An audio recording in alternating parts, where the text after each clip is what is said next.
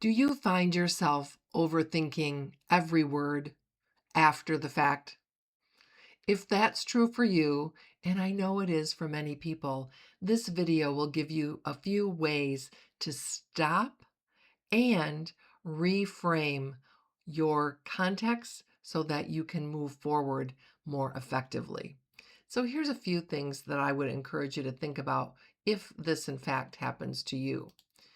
First of all, when it's your turn to speak, take a breath, take a pause. Now, if you are on stage behind a microphone, even if it's not on stage, but you're leading a large presentation or giving a large presentation, you've probably had a pause or two already prepared. But let's talk about your everyday run-of-the-mill team meeting if you're leading one of those. And I've got a few clients that come to me because they want to do a better job of leading those team meetings. Because I can tell you this, no one shows up at work and says, "Hey, I hope today's meeting is boring."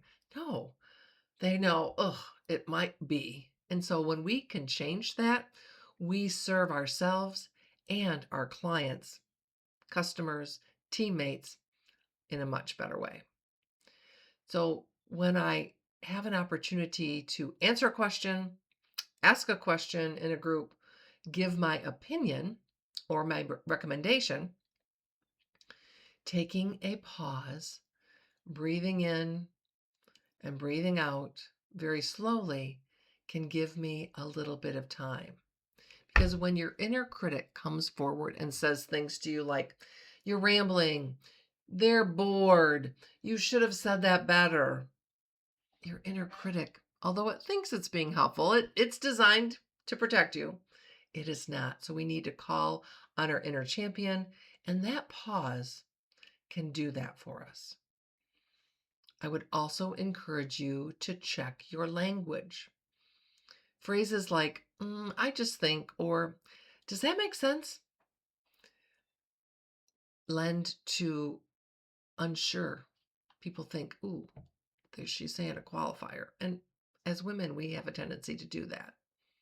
As opposed to, "I just think," use the words, "I recommend," or use clear language that's easy to follow.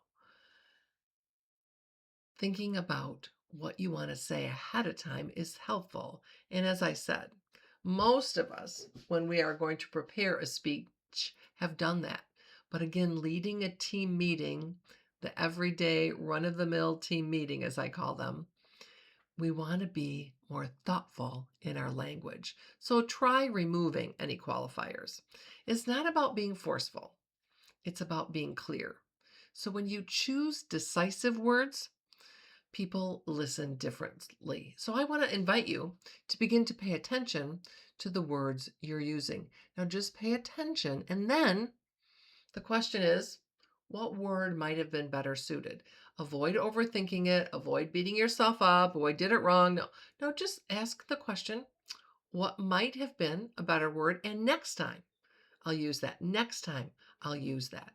That's the key phrase is I'm not going to go back and replay over and over and beat myself up about it. I'm going to say, next time I'm going to do this. The other thing to think about is when the voice in your head gets too loud, it can shut you down. It says things I've already indicated. You're not good at this, they're bored. Or if someone's scowling at you. Someone asked recently about that because they had a colleague. They were on the leadership team and this was a peer colleague, but they still said, "Every time I speak, they're scowling at me. What's the matter?" And I said, "Well, first of all, how do you know they're scowling at you? Have you asked them?" "No," was the answer. And I said, "Well, begin to pay attention. They're probably scowling. That's probably just their thinking face or their meeting face or their whatever face you want to call it. But they just might not know. Or you're in a serious business. They were a law firm, so there's a lot of serious things happening. And wanted to know, yeah, they looked at everybody the same way. So when the story in your head gets in your way, you have to ask yourself, is it accurate? Because chances are it's not. It's something that your inner critic is making up to keep you safe. So stop believing the story of your inner critic and call on your inner champion instead. Because your inner critic is always scanning the environment for danger. It's there to protect you. And somebody's scowling face is not necessarily dangerous, but we make up a story that it is. So confidence is not a personality trait. It's a skill. You don't have to fake it or force it, but you can build on it one moment at a time. Use pauses strategically and be clear. If you don't know the answer, so glad you asked that. I do not know the answer to that at this moment in time, but I am going to find out and I will get back to you. And then even take it one step further and get back to them by a certain deadline. Obviously, if you commit to a deadline, you're going to hold yourself to it. So make a note. Don't forget to do that. And then take a pause, breathe, focus, silence the critic.